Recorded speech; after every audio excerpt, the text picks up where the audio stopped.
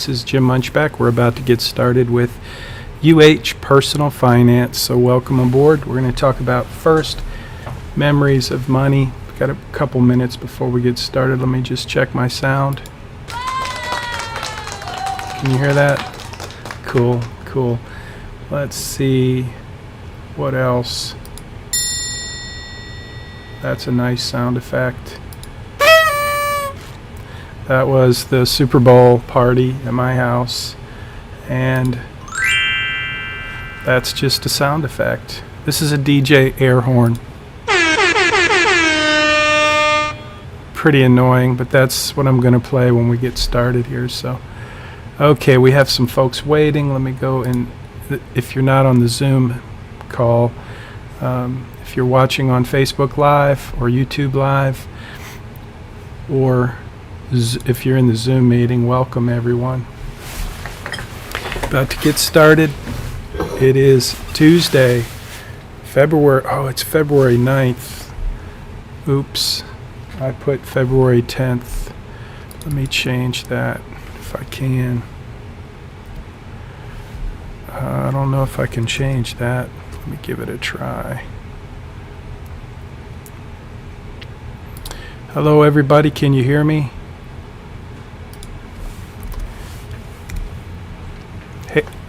Thank you. Appreciate that. I had the wrong date in my streamer. I think I just changed it. Can you see the stream at the top? Okay, cool. Hope you're having a good week so far. I hear your voice, but I don't see your face, so that's okay too. Looks like we've got several folks joining us today on the Zoom call. So as always, if you'll pop in your chat, thank you for telling me you can hear me.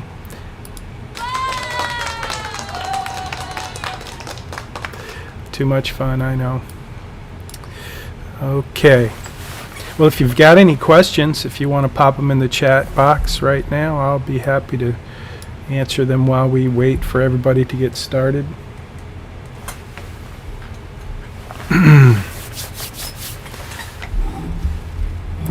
It looks like it's going to be a gloomy day in Houston today.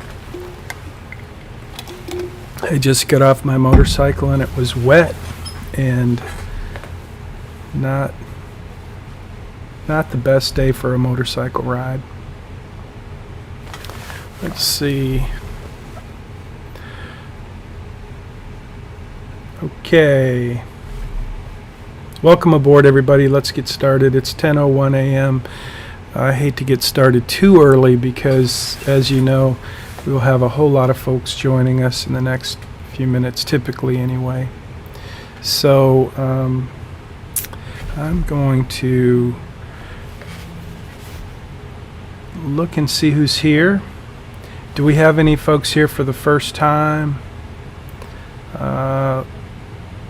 Lewis, is this your first time here? I see some regulars. All right. No comments. We're going to talk about this week's assignment is really one of my favorites. You're going to do an interview. You're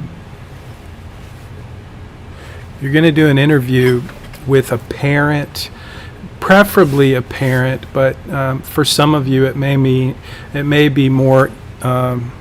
better to do an uncle or an aunt. But the assignment, you'll see the assignment instructions in Blackboard. The instructions say a parent. It's called parental interview. So what we don't want to see is interviewing your roommate. So you're welcome to interview an uncle, an aunt, a parent. It could even be a grandparent if your grandparents are still alive, and if you are in communication with them, then that's a great resource for this week's assignment. This week's assignment is, like I said, one of my favorites, and I'll tell you why as we get started. But you'll see that assignment posted in Blackboard after we finish today's Zoom meeting. And it's a really simple assignment. But while it's a simple assignment, it can be a challenging experience. So let me tell you a little bit about what I mean. And this is important for those of you who are listening, and those of you who are available to kind of help out and group me. That's been a great resource to have the students who are here and present and paying attention and understanding really what the assignments are each week, to be able to have you as a resource to kind of explain that to students who may be working or unavailable or just having trouble with the internet, or maybe their internet's bogged down because of Netflix, is kind of what I assume every once in a while. But what do I know? I just know that there's a group of you who are here, who are paying attention and engaged, and I really appreciate the help that you give to the students who need help because they kind of missed the important news of the week based on my interactions. So this assignment it's a simple assignment. It's very straightforward. You're going to interview a parent, not a roommate. You can interview an uncle, an aunt, grandparent. That's all great. The point is to interview somebody who's a little bit older than you, not a little bit, but a generation older than you, and someone in your family. So ideally, you're going to interview someone in your family who is a generation older than you, and the focus of the interview is money. Memories of money first, memories of money. And I'm going to guide you through the kind of what you're going to do in the interview today. I'm going to share a little bit of insight about how to prepare you for the interview. So first thing I want you to understand is that you're looking for someone in your family who you feel like is a good role model, or has learned a good deal about managing money. That doesn't mean they've done everything right, but it means they didn't give up, they worked hard, they figured things out, and they overcame some financial difficulties in their life, or some difficulties in their life that may have created some financial difficulties. So in other words, maybe someone you know in your family went through something very difficult, they learned from it, they overcame it, and they have a success story, or something that you're curious about. I think kind of the key ingredient for the interview to make it really beneficial to you is to be curious about the person who you want to interview. So I want you to start thinking about who that person might be. You don't have to tell me, you don't even have to post it in the chat, but I want you to be thinking about that, because this is a really special opportunity for you to have an experience with this person that could be very valuable. And I hope and expect that it will be very valuable if you just kind of think about the purpose of the interview. So a parent, a grandparent, an aunt, an uncle, someone a generation older than you, not your roommate. If you send me an interview with your roommate, you will get a deduction. So it can be on the phone, Zoom, in person would be great. Just try to carve out some time where you set the table and let them know that you wanted to ask them a few questions, that it's you can say it's an assignment for personal finance, and you want to ask them some questions about their experience, good and bad, with money, with finance. And you're going to start with a question, this question: what's your first memory of money? Think back to when you were very young, and I want you to do this with me right now. I want you to think about your first memory of money. Like maybe it was the tooth fairy, or birthday money, or maybe it was a job that you did that you got paid. What comes to mind for you as your first memory of money? And that's what we're going to talk about in the interview. You're going to learn that from the person that you interview. So I'm going to share a little bit today as you think about what's your first memory of money.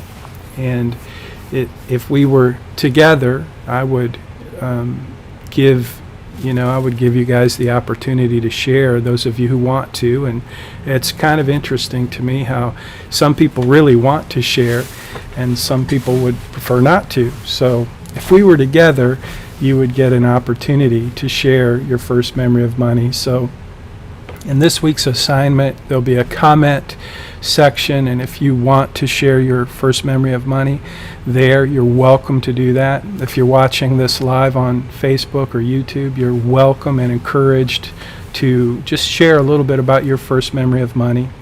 But think about that first memory of money, and like I said, maybe it's a birthday, maybe it's a tooth fairy, maybe someone gave you money on a regular basis when you were very young, maybe you earned that money. For me, one of the things that comes to mind is the first paycheck. So for a lot of people, it's the first time they actually worked to earn money. But it's an interesting, helpful question, and I'll try to unpack why that is as we go forward today. But first, I want to just share a little bit about one of the very special people in my life, my Uncle Hank.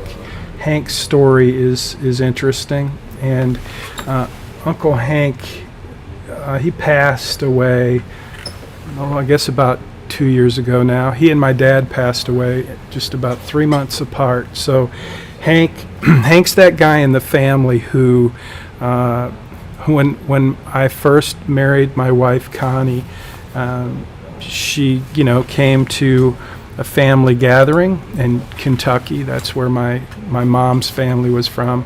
So took my wife to meet all my family in Kentucky, Bowling Green, Kentucky, and Uncle Hank was probably the kind of the central guy. He had the biggest house. He was the hospitality king. And so anyway, my wife meets Uncle Hank, and she really, really liked Uncle Hank, and we all did. Everybody liked Uncle Hank, loved Uncle Hank. But anyway, from that time forward, as we were just newly married, whenever we faced a tough decision, a decision that required us to really think about what we were going to do, especially if it related to finances and just making wise decisions with our money, my wife would always ask me this question. She still does. What would Hank do? What would Uncle Hank do? And so he was that guy in our family. And so for me, I've been touched, moved, and inspired by a lot of people in my life, and I'm very grateful for the people who have influenced me and influenced the way that I think and the behaviors that I've adopted, because without those people, I would certainly not be where I am today. And I know it's true for you as well, that there are people in your life, one maybe like Uncle Hank, who you could go to and you could learn something from that could impact you in a way that would be very meaningful, not just for you, but for that person as well. Because when you choose that person to go and ask them to share their story with you, what you're doing is you're saying to them, I need you. I'm asking for your help, for your direction, for your wisdom, for your experience. And that's a pretty powerful request. And that's why I want you to approach this assignment differently than any other assignment you're going to have this semester. I want you to approach it with a certain sense of kind of sacredness, respectfulness, and just know that sometimes you're gonna ask a question that you don't know the answer to, and you may be surprised. You may find that it's an emotional experience for the person to share. Like, for example, my Uncle Hank, I'll never forget, we went for a long walk in the country. He lived in Bowling Green, Kentucky, so we took a country road and went for a long walk, and I told him, I said, I want to ask you some questions. And these were questions that I'd been asking clients as a financial planner. I had a kind of a set of questions that really honestly were designed to do a couple of things. One was just to kind of break the ice, to get to know someone. If you do what I do as a financial planner, one of the things that's really critical is to establish trust. And when I say establish trust, well, I'll just tell you, I've been highly trained I've spent a lot of money and had some incredible coaching, professional coaching around the skills of building trust. And so that may seem a little, it should seem a little scary to most people to know that people in my business, financial advisors and financial planners, that we go to trust training school. But that's really what I did. I invested a tremendous amount of money learning how to earn people's trust. And when I did that, after spending all that money and time, I learned a lot of very important kind of psychological tricks. And I say that, when I was in college, I loved psychology and sociology. And so when I became a professional in this business of personal finance, I wanted to learn as much as I could to be successful. And so I learned some tricks. And I'm not saying that with a whole lot of pride, because the fact is, people can be trained to learn how to build trust, and they can use that for something that's not very noble. And I see it. That's not most people in this business. I think most people really are trustworthy. But anyway, you know what I'm saying. We all are targets of professionals who are highly trained and know how to get your money in their pocket. And I was one of those guys. But I was, in fact, the reason that I wrote the books that I wrote, the first book that I wrote is called What Matters Most. And the reason that I wrote this book and the reason that I created this blueprint is because I had gone to the highest level of training in my business to learn how to manipulate people. And I felt like it was, basically being trained to manipulate people in a way. And anyway, I just wanted to do something that was a little deeper, a little more valuable in terms of the process of financial planning. But I did have a process, a very clear process, and that included some opening questions. And the opening question that I always liked the most, because it was the most effective, the most powerful, the most useful, is this question: what's your first memory of money? And so I want you to think about the question for a minute as you think about your own first memory of money, which is almost impossible not to do. At least in my experience, it's a very compelling question, because when you ask someone their first memory of money and you pause, you get to kind of watch them and the wheels start turning. So I've experienced this hundreds, if not thousands of times with people. And I found it to be a question that is a real door opener into someone's life and their experience, and it just sets the table in a way that's very helpful. And so when I did that with my Uncle Hank, it was one of the times, it was before I wrote the book, any of my books, and his story is in Make Your Money Count. It's also in What Matters Most. And so when you go do your homework assignment this week, you'll get to read his story. It's been posted there, but I want to tell you his story because it moved me. Hank's parent, his dad, and his whole family, really, they're pig farmers, and he grew up on a pig farm, and they still have a wonderful family tradition of getting together and making sausage, literally making blood sausage, which is apparently a pretty gross experience, but it turns out some really good meat. And they have this huge community-wide party, and people from all around come and enjoy getting together every year and enjoy the sausage, and they have just a great time, and they still do that to this day. But anyway, Hank grew up with a dad who was a pig farmer, and when he was very young, Hank told me, when I asked him this story while we were out on this walk in Kentucky, Hank told me that his first memory of money, it was a really easy memory. He said, "This is an easy one, Jim." And he told me this story about coming home one day and his dad was crying. And he'd never seen his father cry before or since. It was the only time he ever saw his dad cry. At the kitchen table, his dad was sitting there and crying. And Hank discovered, as he watched what unfolded for the next few days and weeks and months, that day his father was crying was because his father had sold all of the pigs from their year of work. They grow pigs, they sell them, that's how they made their money, and they had one payday a year pretty much. At least the big payday each year was when they sold the pigs that they grew over the year. And when he sold those pigs, the person who purchased the pigs had picked them up and promised to deliver a check, but that person was a thief. He absconded. He took the pigs, the stock, that entire year's bounty, if you will, and he just ran off with it.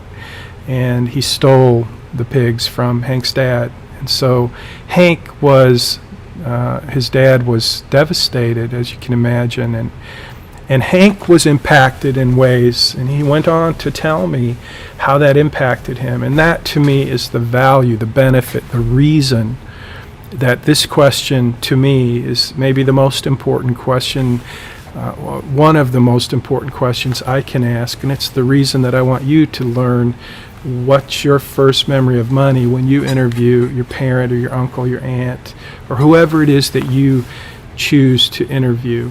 I want you to ask them, what's your first memory of money? And I want you to set the table and do your best to try to get them to think about it and give them the opportunity to think back to their first memory of money, because not everybody's first memory of money may be as kind of overwhelming or impactful or significant as Hank's was, but trust me, I've done this enough times to know that no matter what your first memory of money is, if you think back and you find that memory and you share it, just in the sharing, there's something that happens in your heart.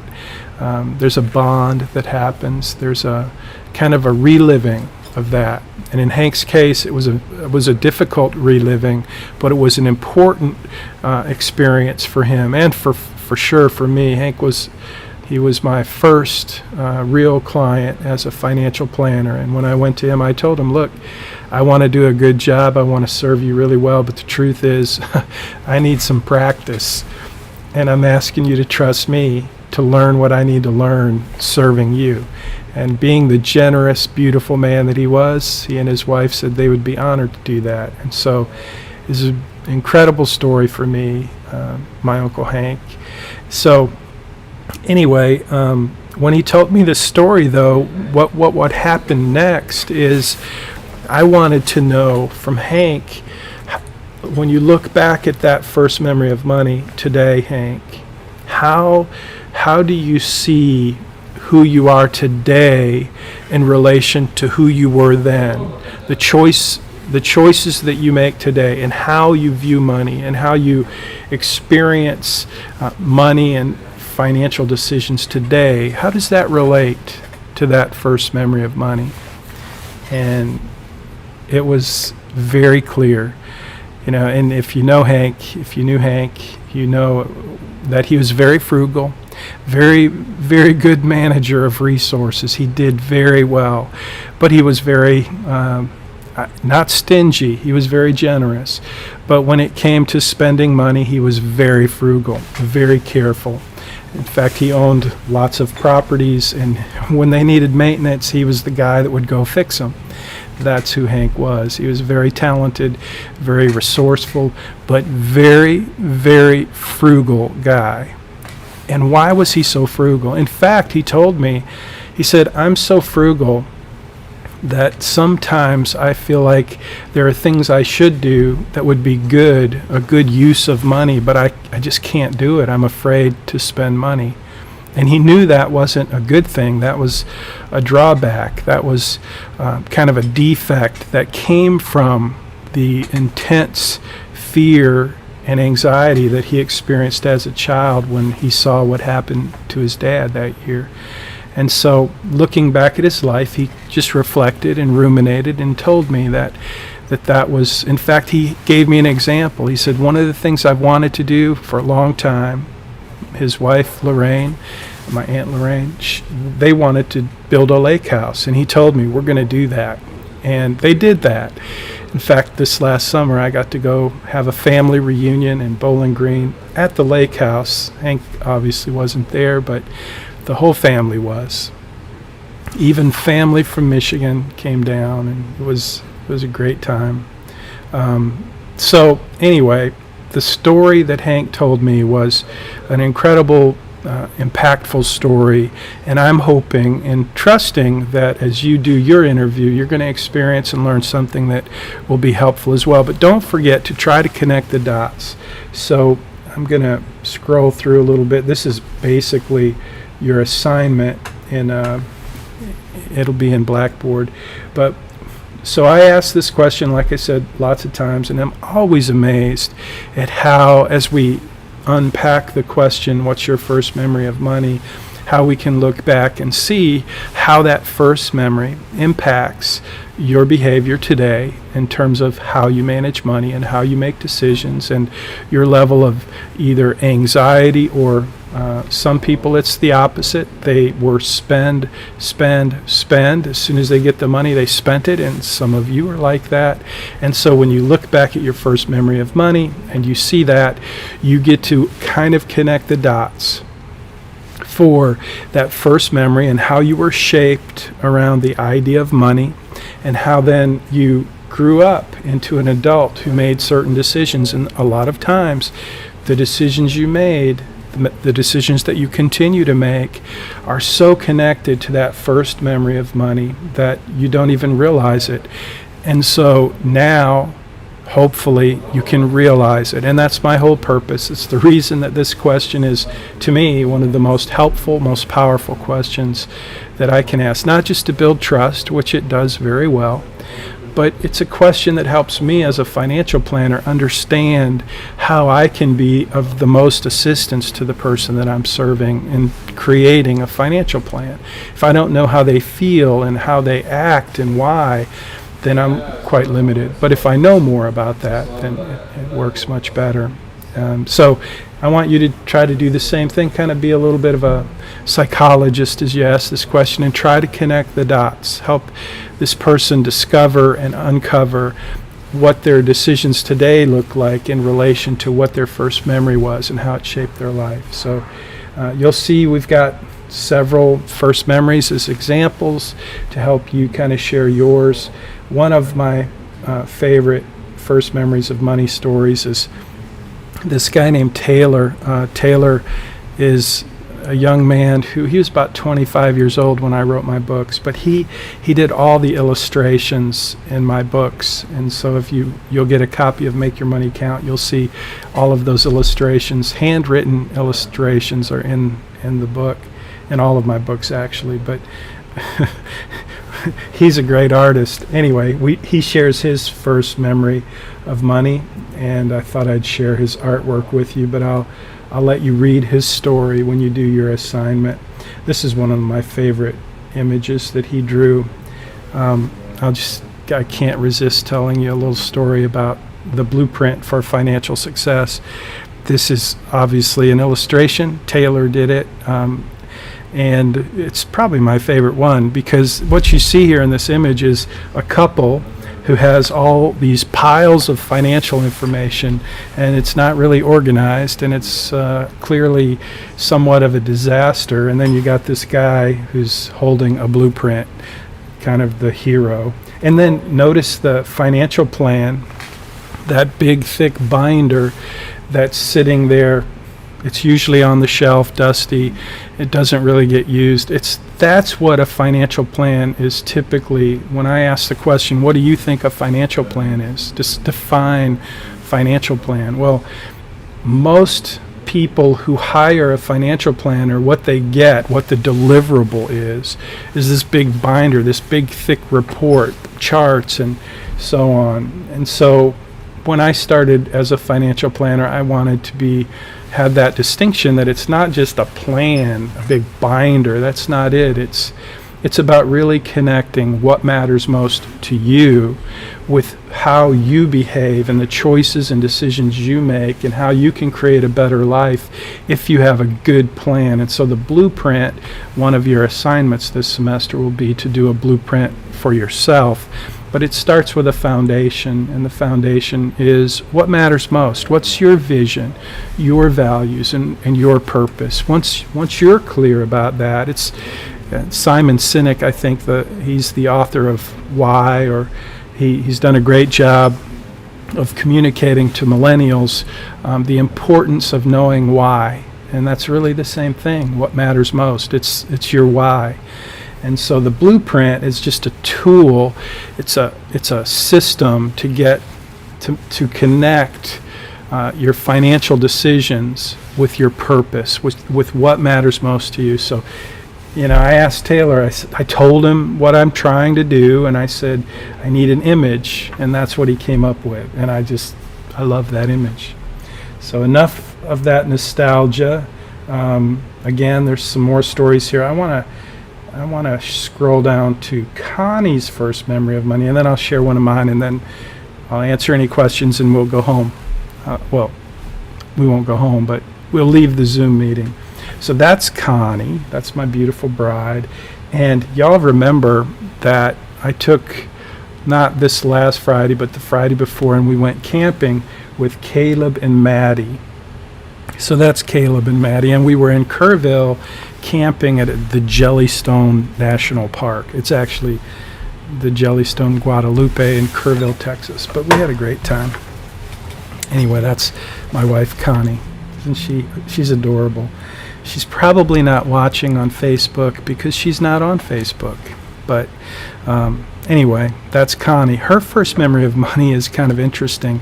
Obviously, I asked her about her first memory of money, and she told me. In fact, I think I didn't ask her for my book. Her story is in my book, Make Your Money Count. But she told me her story while we were dating, before we got married, and it was impactful to me. So I'm going to share it with you. Her first memory of money. She was 15 years old, and she worked at Catfish Parlor. Catfish Parlor or Catfish Barn. There were two catfish places in Austin, Texas. I'm pretty sure it's Catfish Parlor, but it may have been the barn. Either one. One of them burned down. But anyway, she was 15 years old, and she worked there. First job. And she saved her paycheck, saved her money, and there was this pair of boots, leather boots. She lived in Austin, Texas. She was the typical Texan girl, and so there were these boots that she wanted, and she really, really, really wanted these boots. And so she saved her money. She didn't spend it on anything until she saved enough money to buy these boots, and she bought those boots with her. I think it took 2 or 3 paychecks, but she saved the money and she bought those boots. That's what she wanted. She was disciplined, she saved, and she bought those boots. And what do you think happened after she bought those boots? I'm going to give you a second to see if anyone's listening. Oh, someone's listening. No, that was me. So what do you think if you're listening? If you're not listening, that's for you. Okay. So what do you think happened? Have you ever bought something that cost to you a lot of money and you really wanted it, and then after you buy it, something happens? Did anything come to mind? The boots got ruined? No, Ashton, that's not it. The boots didn't get ruined. I don't think she still has those boots, but nope, that wasn't it. An emergency happened? No, but that's a good one. Could have been she had an emergency, didn't have any money because she spent it all on the boots, but no, that's not what happened. Something else happened. It happened in her heart, in her head. It happened to her as a result of saving her money and having these really high expectations that these boots are going to be really cool and she's going to love them and they're going to be worth this money that she spent on them. She felt proud. She didn't feel proud. I don't know. Maybe she did, but buyer's remorse, Nicholas. That's what it was. She realized It wasn't that she didn't like them; they were fine. That's a good observation. It wasn't that she really didn't like them. It was more that she just really she realized that she had this big expectation that owning those boots was going to fill this kind of longing somehow, like they were so cool. And she saved all her money and she bought them, and almost instantly she realized that isn't, I wish I had the money instead of the boots. The boots are just boots. I could have bought them at a secondhand store. I could have, which is what she does today, which is interesting because her first memory of money taught her something that instantly changed her approach, the way that she managed money. She realized that no matter what she buys, she doesn't buy much. I'm married to this beautiful woman who's really frugal, like Uncle Hank. They had that in common. And she learned early that when she spent her money that she saved on something that she thought was going to be fulfilling, it didn't work that way at all. And so she became very like, I don't need that. I don't need that. And so she was, to this day, I've been married to her since 1981 or 2. 81 or 2. I should know the answer to that, but I think 1982 we got married, and then our first son was born in 83. See, I can't remember my first son's birthday or my anniversary. That's not good. It's not good at all. But anyway, we got married, and she was very frugal. To this day, she's very frugal. And but if you saw her clothes, her closet, she has nice shoes, nice clothes, nice cars, but she never buys anything new. In fact, I wish I had pictures, because Caleb and Maddie have, I think, a really cool garage full of toys. Like this week, Connie, she bought this wooden horse that you sit on and rock, and it's beautiful. It's actually a wedding gift, but the kids are playing on it. She bought it for like $5, and she sanded it and painted it and put a tail on it. I'm going to get pictures of that. I should have those to show you. But then she got this little bicycle that Caleb rides, and Maddie stands on the back and holds the seat, and he rides around and around the swimming pool. And he loves it, and it's perfect size. It's a well-built little tricycle. I mean, it's like old, and it was ugly. Didn't have any hand grips on it. The bell and the horn were loose, but it did have a horn. It has one of those. Literally a horn that sounds like that. And I wish I had a picture, but I don't. So my point is, she spent $2.99 on that bike. She got some cool tape and made hand grips and, painted it. She literally painted it. It looks like a new bicycle, new little tricycle. But the thing is, it's really well built, $2.99. So, I mean, if anyone who I've ever met in my life is a great example of taking a dollar and making it really go far, it would be Connie, my wife. And so someone mentioned she felt proud, and that's like one thing. Maybe she did feel proud. That's probably something that was happening when she bought those boots, and then she felt the letdown. But she's like, pride when it comes to buying things at a resale store. I think that's a big issue for a lot of people. Like, why would I can afford to buy it, or I have to buy it at a resale store? That's like so irrelevant, because if it's a quality thing and it serves its purpose and you can get it for a fraction of the price, if your ego is keeping you from doing that, well, let me just tell you, one of the things I want you to learn in this course is the most expensive thing in the world is your ego.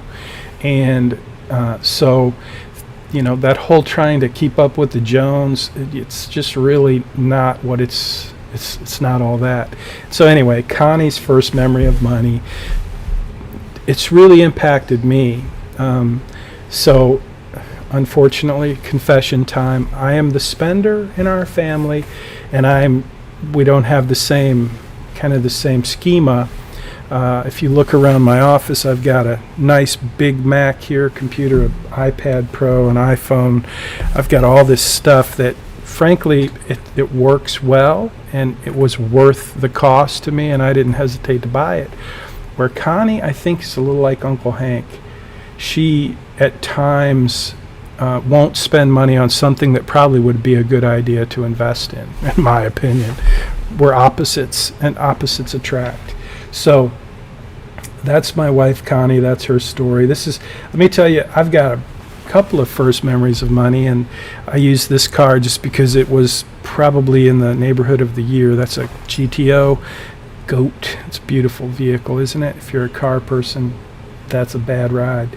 But one of my first memories of money was my mother was very upset. She went to the mailbox. We lived in a trailer park, and I wish I had a picture of the trailer park mailboxes, but if you've ever been to a trailer park, you know that the mailboxes are all lined up. There's a whole bunch of them, and I was just a little guy, probably 4, maybe 5, probably 4, but I was old enough to know my mom was upset, and I wanted to know why she was upset. So I asked her, and she just kind of, didn't really tell me at first, but she just said she was looking for a check in the mail and it didn't come, and she was really upset. Obviously, she was trying to pay the bills, and she didn't have the money to pay the bills, and the check didn't come. At least it didn't come on time. And so, being the little hero of the family, I got up and I went one mailbox to the next, and I just opened the doors and kept looking for that check. Surely it came. It just went to the wrong mailbox, I thought. That was my thinking. I was trying to help my mom. But while I was doing that, the mailman came and grabbed hold of me, and lo and behold, that's kind of a federal offense to steal mail from mailboxes. So that was one of my first memories of money. I knew money mattered, and we didn't have enough money. We lived in a trailer park, and my mom was crying because the check didn't come. So when I look back at my life, that story, that experience kind of shaped me. And so one of the other memories I have, I'll just share this story quickly. I was a paper boy. So I grew up without, we didn't get an allowance really. We didn't get, we had to earn whatever we wanted. And I learned quickly how to earn money, which was an awesome gift. My dad gave me a snow shovel, and he said, go shovel snow, knock on the door, see if they want you to shovel their snow. I'm like, hey, that's a great idea. And I did. Spent a Saturday with like 2 feet of snow and came back with a pocket full of money. And from then on, I was an entrepreneur, and I always had money because I learned the value of serving and work and just knocking on a door and saying, hey, do you need this service? Can I provide this service? Anyway, one of my jobs early on, I think I was like 11 or 12, which is crazy to think that you could be a paper boy at that young age, because at that time, to be a paper boy included knocking on the door and saying, collect. I remember saying that over and over. There was always one night of the week that I would go knock on the door and say, collect. Usually it was while I was handing out my papers. I would take my money bag and I would knock on the door and I would get cash. There were no credit cards. It was cash. Sometimes they would pay by check, and sometimes the checks would bounce. But as a little kid, it was my job to collect. Can you believe that? And sometimes people wouldn't pay for their paper, and I had to make the decision whether or not to extend them credit. Imagine that. So I'm thankful for that experience, but being a paper boy was a hard gig. But one day, the Detroit Free Press had this. They had this promotion. It was like I'm trying to think of the word. A competition. They let paper boys around the state, it was Detroit Free Press, so it was Michigan, go out and get new customers. And whoever won got a prize, and it was this big pile of candy. I ain't lying. And I won. And it was cool. I remember the day that the candy came, I laid it out on my bed, and it just covered my bed. It was like every kind of chocolate candy you could imagine. Reese's peanut butter cups, Snickers bars, M&Ms, both kinds. And so, I think about my life. When I think about my first memory of money, and I go back to that Detroit Free Press scam where they wanted me to go out and get them more customers and they gave me a pile of candy. That's kind of been the shape of my life. I've worked hard to be first, to make more money, to be successful. And I'm not saying that's really necessarily a good thing. I'm not complaining either. It's a little funny to think that that first memory of money shaped me so much, to know that, to look back now and go, wow, yeah, I really I missed a lot of kickball games. I missed a lot of things because I was working, trying to make more money. And now that I'm older and I look back at my life and I don't want to keep making those mistakes where it's all about making money. And it's one of the reasons I'm thrilled and thankful to get to be a part of this course at the University of Houston and tell these stories to you. So if you're not listening, I'm just going to pretend you're applauding. So I don't see any comments. I'm not going to share any more of my stories, but I hope that you will think about just the importance of your first memory of money. And I want you to really think about and prepare for this interview that you're going to do, because it's just an assignment. It's a simple, easy assignment, and you could knock it out and be done with it. But I really hope you take advantage of it in terms of learning and growing in a way that really will require you to connect with someone and to communicate to them your admiration, your curiosity, and your desire to learn from their life experience, good and bad, in the context of money. And I think a good question to start with is, what's your first memory of money? And just let that flow out, let them share that, and then you'll have another question that you might want to ask. And from there, you'll have an interview. So you don't have to stick to the script too much. Just let it flow, let it be real and authentic, and learn as much as you can, and be very grateful. Be sure be sure to thank the person who's giving you this interview for their generosity and for their contribution to your life. So if you got any questions, now's a good time to post them, and I'll answer the questions. And I'm going to call it a Zoom meeting if you don't have any questions, and I'll get to work posting the assignment. I love the idea. It brings me back to when I had to ask my parents how I got my name. You learn a lot about yourself and the other person as well. Yeah, that's right, Nye. That's a great that's a great.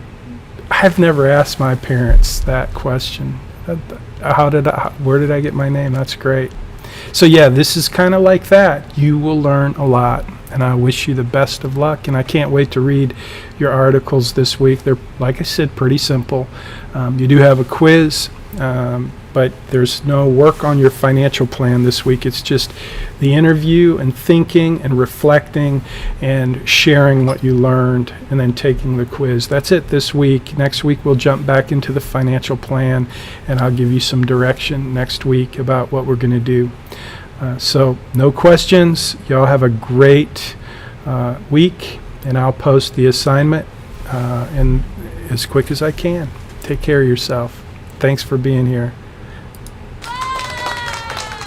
You have a great week too. Thank you. Thank you. Thank you. That's a joke. You bet. You too. See you later.